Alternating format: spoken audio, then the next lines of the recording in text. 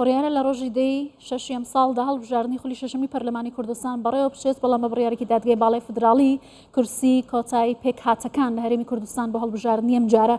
ئیتر ئەم جارە ناتوان خاوەن کورسی کۆتای خۆیان بن بەڵام پێکەوە ژیان لە هەرێمی کوردستان هەر بەردەوامە پێکهاتەکان جەخت لە بەڕێوەچوونی هەڵبژاردن دەکەنەوە هاوکات پلان و پرۆژەی تایبەتی خۆشیان هەیە لەگەڵ میوانەکەم زیاتر قسە دەکەم لەم بارەوە بەڕێز زیا پەترۆس کەسایەتی سەربەخۆی کلدانی لە ستودیۆ لێرە لەگەڵ مە بەڕێز زیا زۆر بەخێر بێ سەرتا پیرۆزە ڕۆژی جلینەتەوەی لە ئێوە لەو پێکهاتانی کە لە هەرێمی کوردستانن هاوکاتم بزانم و جلی کێستا لەبەرت کردووە تایبەتە بە چ ناوچەیەک و چۆنە ئەم جلە دەستوری عنکاوەیە هەر لە مێژوو لە باب و باپیران ینی هەر بەخۆشی ئەم جلە ئەسڵەن عینی مامە گەورەکەم هەر لەبەری دەکرد هەر ئەم جەمەدانەش بچووکە هەر ئەو هەوە لە مۆزەخانەی عنکاوە وەرگرت بەڕاستی ئەمە عنکاوەیەکانی پێشی جاران هەمان ئەم جلەیان هەبوو لە کاتی بوونە نیشتیمانیەکان لە ئاهەنگێران لە زەواج لە ئەوەدا بەردەوامی لە بەریان دەکرد نەک لە بۆ ئیش و لە بۆ جوانە پیرۆز جارێکتر بەخێر بێ سەبارەت بە بابەتی هەڵبژاردنەکان پێکهاتەکان چه بڕیارێکیانداوە سەبارەت بە هەڵبژاردننی داهات و چۆن بەشداری پرۆسی هەڵبژاردن دەکەن پێشەچی من ئەمەیە ئاماژە بە قسەکەت بکەم شخصێکی زۆر جوانت کرد و من بە بەردەوامیش ئەو شتەم وتووە لابردنی کۆتا نەهێشتنی کۆتا مافمان زەبت بکرێ هەرچی بکرێتن هیچ کاریگەرێکی نییە لە پێکەوە ژیان ئەوەی کە لە هەرێمی کوردستان بەرقەرارە کە نمونەیەکە لە هەموو ئەم شوێنانە ئێرەوە بە تایبەتی لە عێراق بۆیە هەبوایە تەبیعی زیاتر ئەوەی دەکردکەوە ئێمە لەگەل یەکترا ببواینا بتوانین ئێمەش داکۆکی لە سەرمافەکانی خۆمان بکردباینا بە تایبەتی لە بەرلەمان و بۆ دانانی یاسە و بۆ بەدوادا چوون بەڵام ئەمە کاریگەری ناویتم بۆیە لە هەمان کاتە ئەوەی کە من ئاگادارم و ئەو پەیوەندیەی کە لەگەڵ حیزبەکان و لایەنە سیاسیەکانی ترم هەیە زۆربەیان نیگەرانن چونکە بەڕاستی تعدایەکی گەورە لەسەر ئێمە کرا ینی ئەم 30 ساڵە ئێمە بەردەوامی 5 خولی بەرلەمان بەم شێوە ئیمڕۆ کە هاتیینە ئەم کۆتاییان لێرە لابرد بەڵام کۆتای بەغدا و بەرلەمانی بەغدا و هەروەها کۆتایی ئەنجومەنی پارێزگایەکانی عێراق هەروەکو خۆی مایە یعنی لێرە پرسیارێک دێتە دێ باشە معقولە کۆتای ئێرە نادەستوری بی کۆتایەکەی بەغدا دەستوری بی پارێزگاکانی عێراق دەستوری بیمانەوەی بەیانی دووبانی بۆ ئەنجومەنی پارێزگاکانی ئێرەش هەمان شت بۆمان دەکەن کە ئەویش هەر کۆتامان هەبووە بۆیە مەحکەمەی فیدرالی بەڕاستی خراپترین بژاردەی هەڵبژارد و ئەزانم ئێستا کۆمەلگای نێودەوڵەتی ئەم مەوزوعی زۆر بە ئەهمیەت وەریگرتیە دوێنێ لە کۆنگرسی ئەمریکی ڕەنگە بگاتە سەر سزادانی عێراق و لایەنەکانی سیاسی عێراق لەسەر ئەم بریارە چونکە ئەمە وەکو بڵێن کەپکردنی ڕای گشتیە بەشداربوونی پێکهاتەکانی عێراقا و هەروەها لە بوو مەسلەی جیاکاریە هەروەها بەرلەمانی ئۆڕۆپی دوێنێ لە برۆکسل ئەمانیش هەمان شت کۆبوونەوەیکی تایبەت لەسەر ئەم مەوزوع ئەکرا ئەوانە تەبیعی وەکو فشارن من دەزانم ئێوەش دەزانن و ئەو خەڵکانێک کە سیاسی نەباش دەزانن و بەتایبەتی یاساناس دەوڵەتەکانی وڵاتەکانی نێودەوڵەتی تەدەخولی دەسەڵاتی تەشریعی و یاسادانانی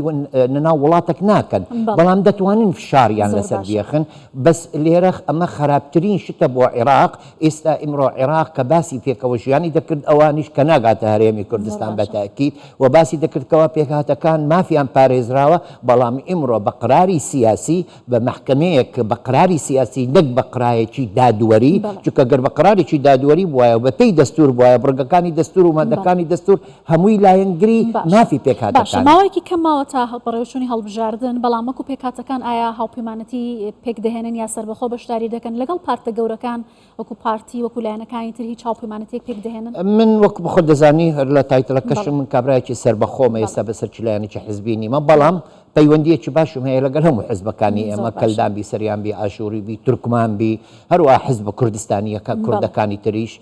تەنانەت لەگەڵ ئیسلامیەکانیش پەیوەندیەکی باشم هەیە ئەوەی کە دەبینم ئێستا بەنسبەتی ئێمە وەکو پێکهاتە کەلدان و سریان و ئاشووری وەکو بڵێن کریستیانەکان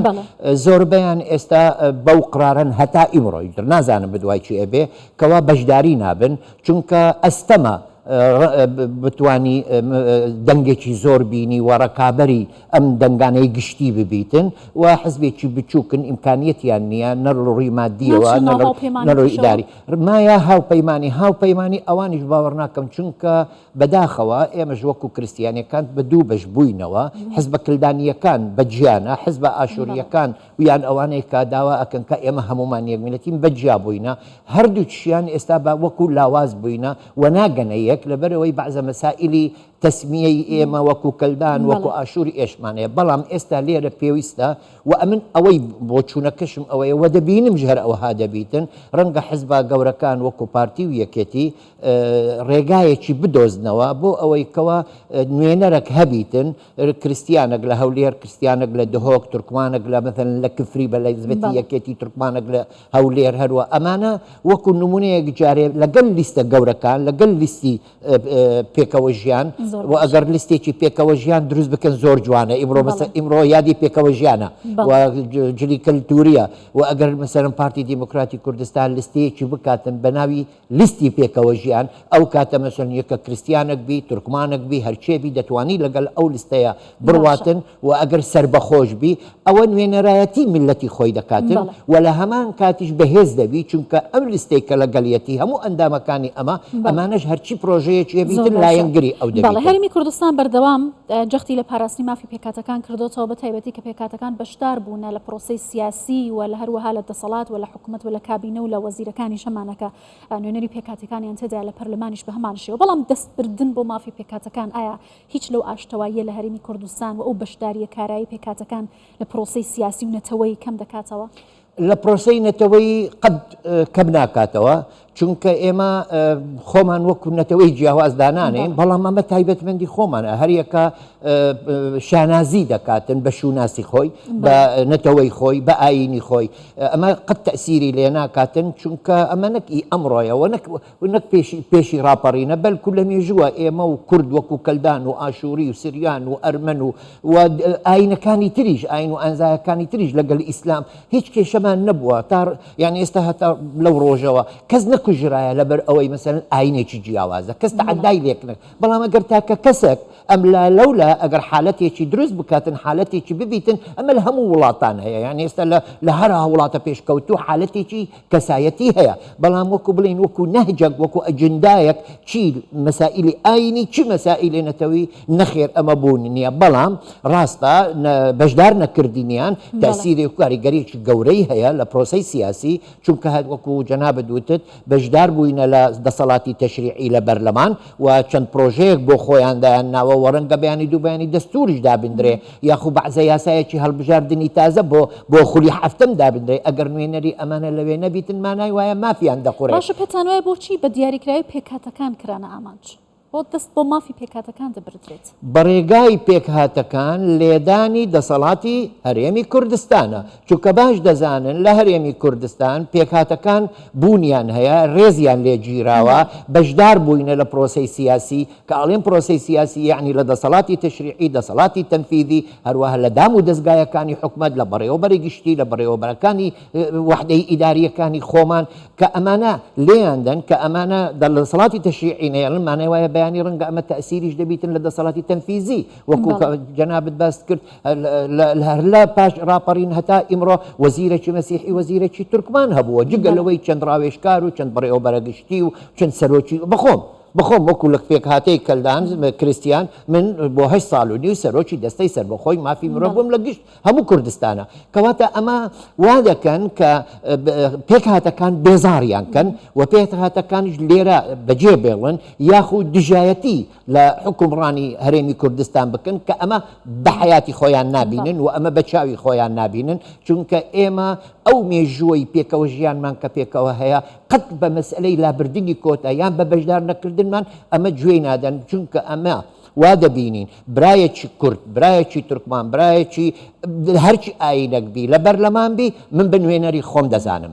من بە خەڵکی خۆم دەزانم بەیانی هەرچی کێشەمە بی دەتوانم پێی ڕابگەێنم و ئەتوانی کێشەکەی من حەلفکە هەروەها هەر یەکەک جگە لە پێکهاتەی ئێمە لە دەسەڵاتی تەنفیزی بی هیچ ڕۆژێک لە ڕۆژە کەم تەرخەمی نەبووە و باشترین نمونەش بۆ قسەکەم یاسای 5 ژمارەی 2015 کە بە یاسایەکی ڕێکوپێک محتەرەم تاکە یاسایەکە لەم ناوچەیە کە مافی پێکهاتەکانی نەتەوەیی و ئاینی پێپارێزراوە ڕاستە کەم و کوڕیەکی تێدایە بەڵام بوونی ئەم یاسایە بەڕاستی شانازیە لە بۆ هەرێمی کوردستان و ڕنگانەوەیەکی نێودەوڵەتی لە بۆ ئەم یاسایە هاتیە بەس پێویستە ئێمە زیاتر کاری لەسەر بکەین بەهێزتری بکەین و بەهێزتریش دەبی ئینشاءالله لەگەڵ ئەوەی کۆتا نەمایە دەبینی لە بۆ بەرلەمان کریسیان و تورکمان هەندێک کەس ئەجات تاکە کەسبی سربەخۆبی نازانم چڕێککەوتنێک دەکرێت ئەوە سەر حزبەکان کەوتووە نوێنەرایەتی ملەتی خۆیان دەبن لە ناو بەرلەمانە و ئیزباتی وجودی خۆیان دەکەن ئەوانەی کەوا ئەم کارەیان کرد ئەمە دەبیتە بەرامبەریان کە فەرمونون هەرچی بەرامبەر ئێمەتان کرد بەڵام ئێمە بوونمانە هێو مەوجودی بەڵێ زۆر بەڕێز زیا پێترۆس کەسایەتی سربەخۆی کلدانی زۆر سپاس لەگەڵمان بە سپاس.